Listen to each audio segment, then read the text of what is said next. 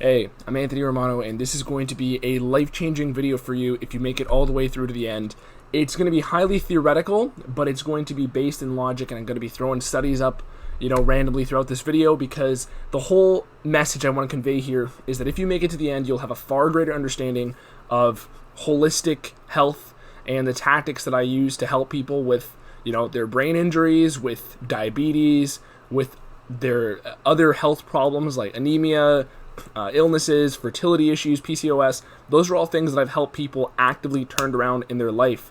And if you make it to the end, you'll understand why some of the tactics I use work and why I'm able to get the results with people for certain issues that seem impossible to fix.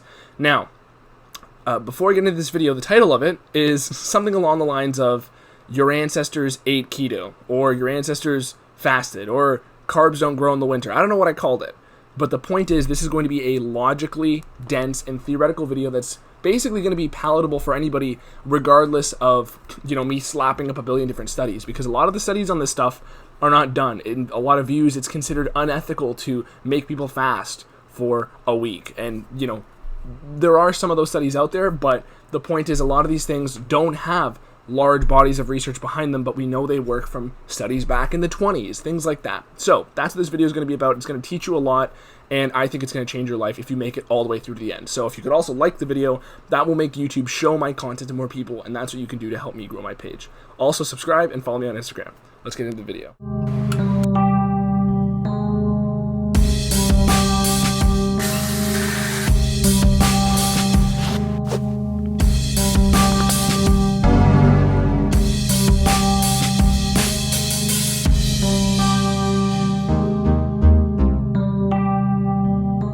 Okay, so if you've seen my videos before, you know that I've been doing ketogenic dieting for 9 years now, fasting for 10, bodybuilding for around 10, and I make a lot of content on those and the nutritional underpinnings of those, and that will greatly help out your understanding of the concepts in this video, because a lot of this is very an advanced video. It really is, because you have to have a wide variety of understanding of some general concepts of nutrition to really understand where I'm going with these arguments, but I'll get into them. So before I do, I am prefacing this with, this is stuff that I have slowly built up over time. I've made videos on these things years ago, videos nobody's watched, okay? Literally on the same type of, concepts. And these are things I'm writing into books going forward, but it's just, I'm putting those books on the back burner because I'm putting out the more applicable stuff, like the Keto Shred program, for example, that people can use right away. And these are more, artistic projects in a lot of ways, because a lot of what I'm saying here is my interpretations of the research. So, take that as you will. I'm not claiming this is, a lot of it is fact and it's irrefutable, but a lot of the claims I'll be making about those facts are things that I'm not necessarily saying are 100% true. I'm saying they're most likely to be true. So, first things first, I want to start off this video by making the point about keto, okay?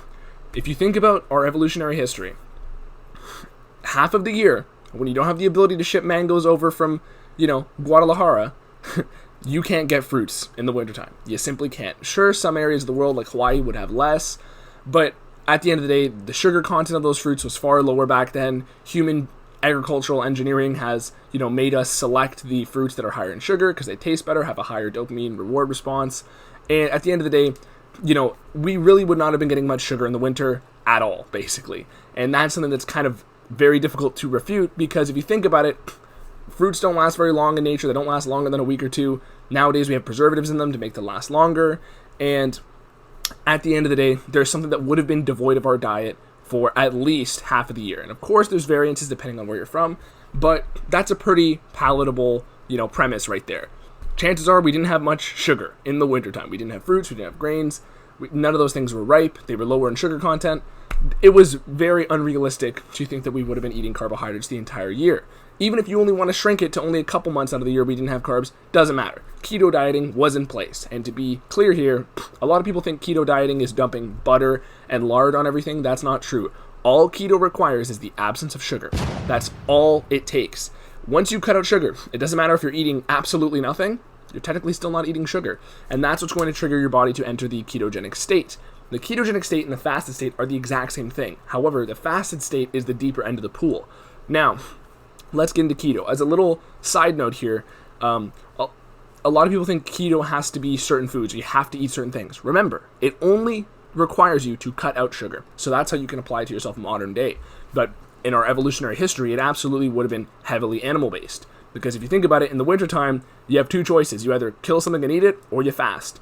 And again, that lines up with this sort of physiological understanding we have of ketogenic state, okay, ketosis. So let's stop right there. One thing I like to say in a lot of my videos, if you've watched them over the years, is that I believe our metabolism is seasonal, just like everything else in the world, okay? You have day, night, summer, winter, okay? Chaos, order. Everything is sort of seasonal in that way, or there's a duality to them in a lot of ways. And I believe our metabolism, once the environment around us changes, is going to adapt to that environment. So when you have summertime and sugar is available, that's when humans are going to be eating more sugar. When you have wintertime, when these crops are not growing, that's when our metabolism is going to adapt, and we have that seasonality between the two.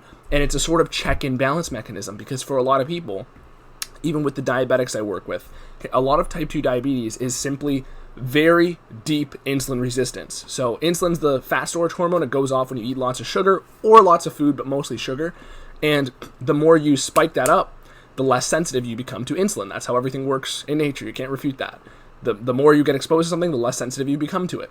So for a lot of type 2 diabetics, the thing is they're used to cramming their sugar all the time. And if you think of our evolutionary history, we would have had half of the year or some part of it to create that check and balance. We would have had some sort of recovery mechanism from, even if somebody did go nuts having sugar in the summertime, the wintertime would allow them to bounce back and balance out. It's like a sine wave, okay? Things are just going to be up and down, up and down. It's a process, right? And there's that seasonal element to it, the seasonality. So as far as the health benefits go, there's a lot of health benefits that come from maintaining stable blood sugar, okay? As I've said in other videos, every centenarian, every person who's been lived over 100 has had stable blood sugar control. Every healthy person in their older ages, if they have stable blood sugar control, they don't get Alzheimer's, dementia. They don't have a glucose transport issue in their brain, which is essentially what a lot of dementia and neurodegenerative brain diseases are. And from the people I've worked with, switching them to a keto metabolism has always resulted in better brain function and fixing. I've had people who couldn't drive cars. They couldn't operate heavy vehicles. They couldn't do those things. They couldn't even spend time with their families. And literally, after a few months of implementing some of these strategies and other strategies as well, they're back to life as normal. Okay? And that's not to say that everybody can be fixed if you're past a certain point, but for a lot of people, we haven't integrated this part of our evolutionary history. So the benefits that go on top of that, again, a lot of them are going to be related to stable blood sugar, stable insulin, which is something you hear me talk about in the rest of my 400 videos I've made over the years. And essentially, your blood sugar is your willpower. Your constant hunger or hanger is a result of high insulin being cranked up all the time from constant sugar, constant overeating. Okay? And again, the ketogenic state seasonally would have adapted for that. It would have allowed you to recover from that and balance out. And with the brain injuries, the brain issues, the thing is too, when you are eating sugar all the time, what's going to happen is that's where you start to, your body does not prefer to heal itself in the presence of sugar. This is why autophagy, which is the process of cellular eating that your body does during fasting, I have plenty of other videos on this you can look up over the years. Autophagy is something that only occurs in the absence of sugar, but it gets deepened when there's the absence of food and digestion altogether. So this is going to be key for the second half of this video, where I talk about fasting and the healing properties of it, and how essentially if we didn't have the purported benefits of fasting, we would not be here today. Okay, we would not have survived past one generation of evolutionary history. So as we get into the other benefits that somebody could achieve, again, we have lowering of the blood sugar, which is going to cause lowering in people's triglycerides in their blood and their lipid profiles. So there's some work that's going to be coming out in the next little while from Dave Feldman, who in my opinion is one of the best cholesterol researchers out there in today's 2020, 2021. And this will definitely help to prove some of the claims that I'm postulating here. But for example, a lot of the purpose of the triglycerides dropping, a lot of the plaques that people get built up in their, arteries comes from excess triglyceride, excess blood sugar, oxidized linoleic acid in their arteries. Okay, there's problems like this that people encounter as a result of high sugar dieting for years on end with no checks and balances. And the solution for people to simply cut calories to get in better health is just a very unsophisticated way to look at things. It doesn't take into account the other nuances of a person's health. So when we think of even the cholesterol and the lipid profiles, what this does is when you have elevated cholesterol from the right kinds, when you are in a ketogenic state, this is basically a transporter for fats as fuel. And that's essentially one thing they're trying to prove, as basically that cholesterol and certain LDL profiles result in moving fat cells, moving adipocytes is what they call them. And this could essentially function as a, moving fuel, as a fuel that bypasses the digestive system, okay? In the presence of, low sugar, in the presence of that winter time when you had to rely on fasting when there was no food around, okay? And this is also why fasting is very difficult if you are somebody who is eating a high sugar diet. So I'll get to this in a moment. And as I've explained in previous videos, the pattern goes, the easiest way into the pool to dip your feet into the kiddie pool is intermittent fasting. Then you got keto dieting. Then you got prolonged fasting. Those are increasing in their effectiveness and their difficulty as I, move across the screen like this with my hand to indicate the difficulty and effectiveness.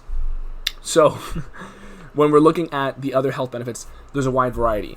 But the main ones come down to acquiring certain vitamins as well, fat-soluble vitamins. These are vitamins that are only available in fat foods.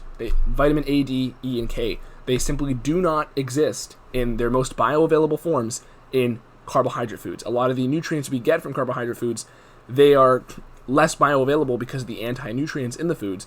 And this leads a lot of people to say that we have to be fully carnivorous.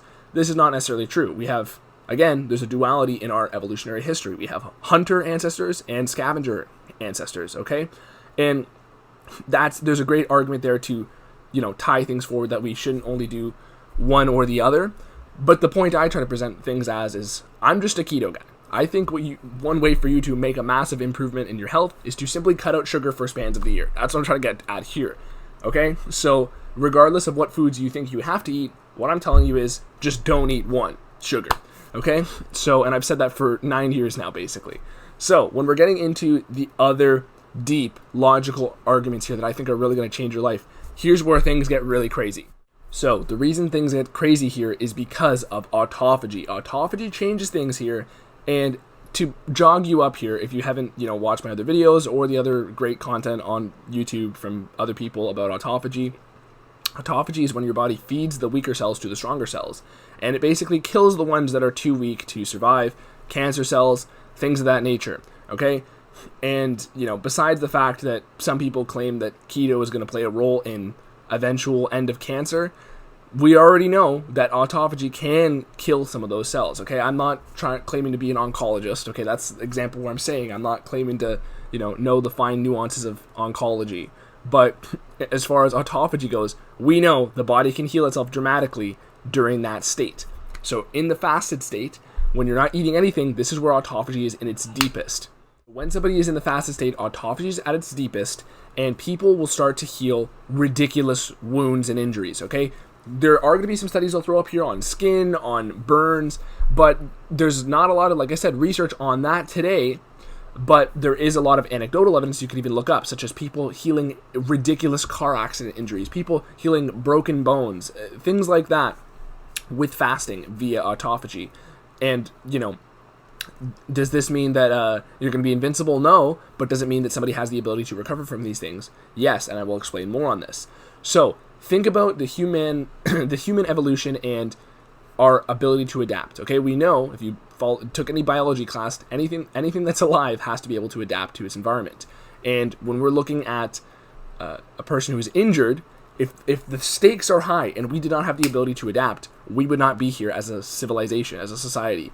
Now, granted, some people might have already procreated before they got injured, but a large amount of people, at least half or so, would have had to have this ability to adapt to stressors like serious injuries before they procreated, and then they could pass that ability down.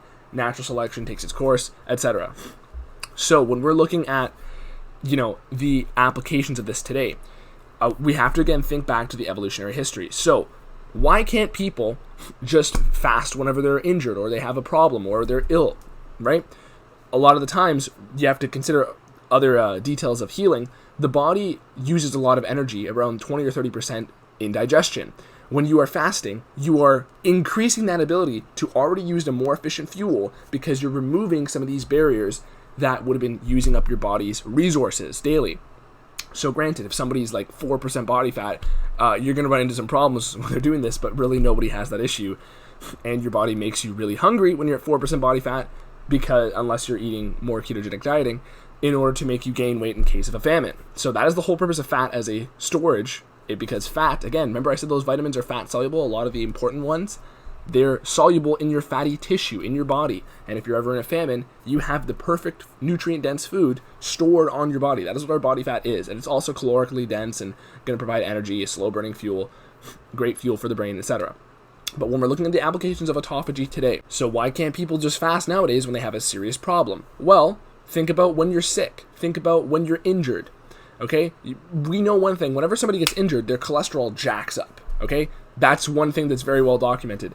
And again, it's another distribution mechanism to heal an area that is injured. When people are fasting as well, besides the fact that cholesterol is going to raise because your body does most of its cholesterol raising independent of what you eat, and about 70% I recall, and when somebody is not eating, their digestive system is not taking up an extra 20 to 30% of their energy. Okay, I've explained this in other videos. And now that you take into consideration that we already have a more efficient fuel, being fat and ketones for the brain, and then you have a down regulation of how much resources the body's using, this creates a very heightened, powerful healing state, okay?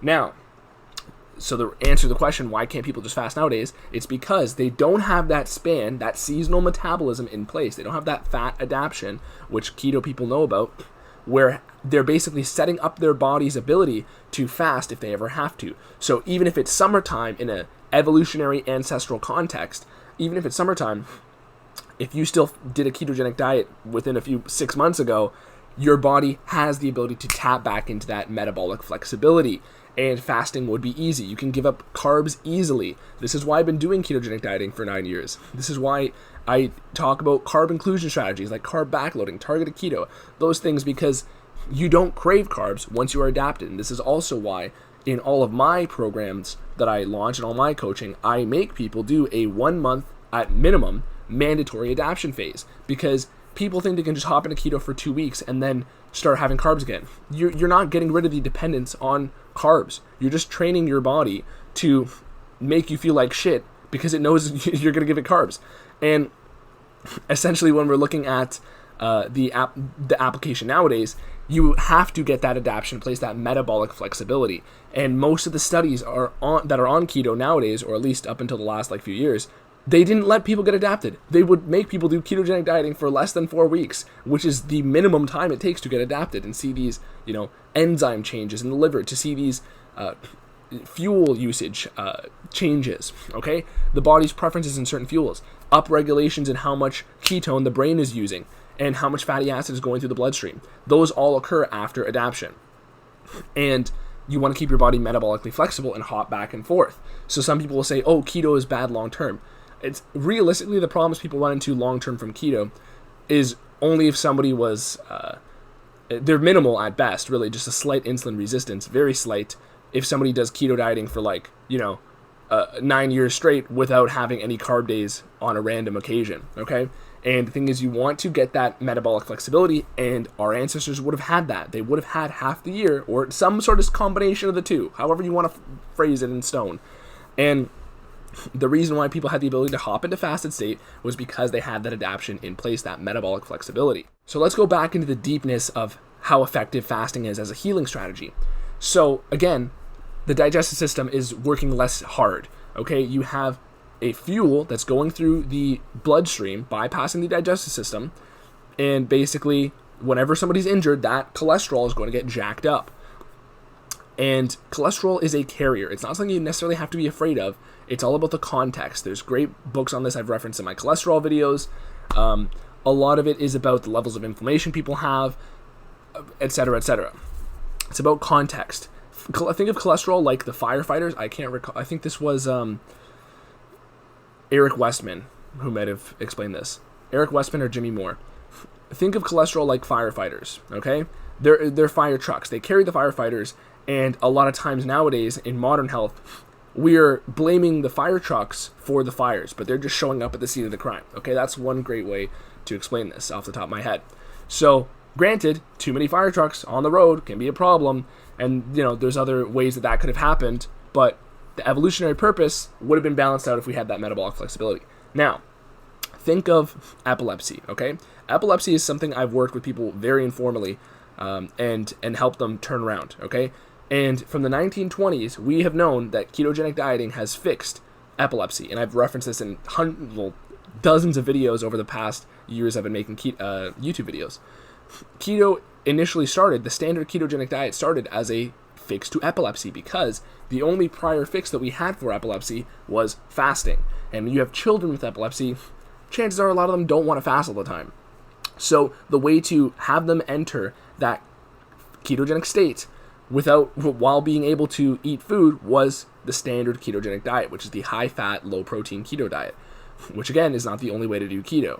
But we know that state produced massive changes in their brain. It allowed them to clean out the brain and get some sort of access to autophagy.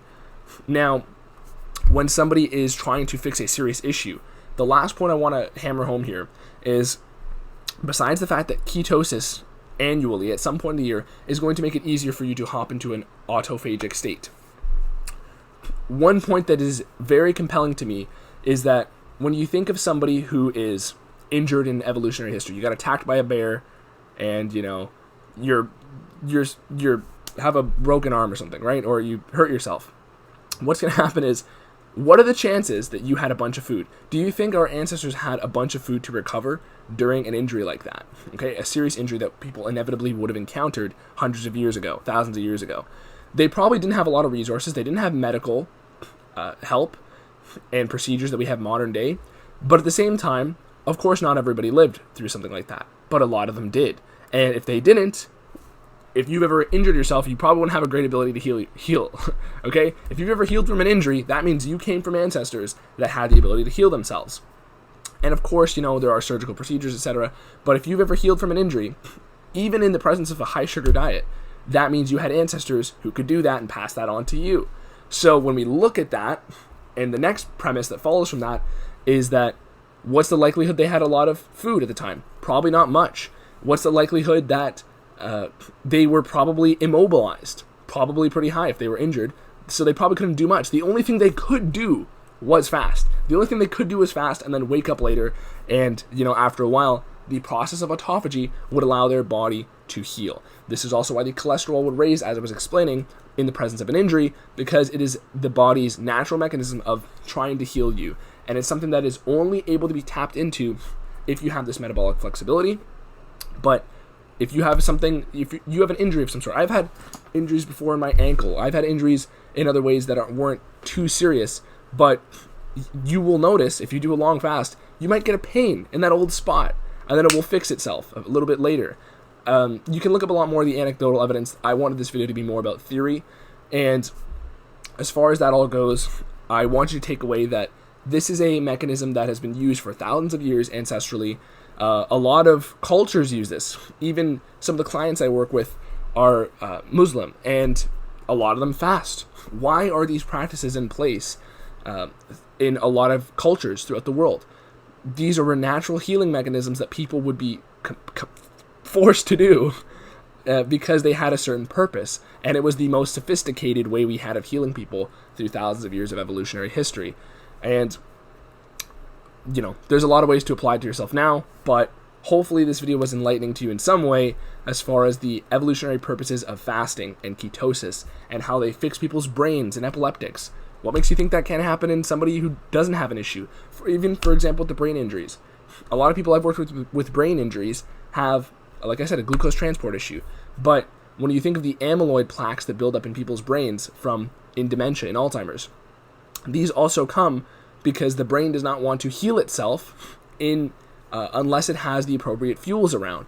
And it's something that it really takes a deep dive to learn about, but the brain would prefer to heal itself in the presence of no food at all, or the presence of no sugar. So this is why you have to take this away and apply it into your life in some way. This is the most dense and convoluted argument I could make to you to make you simply just think, hey, maybe I should cut out Twinkies for a couple months out of the year. That's the point of this video. So leave a like, leave some comments, subscribe, and follow me on Instagram. Anthony Romano. Peace.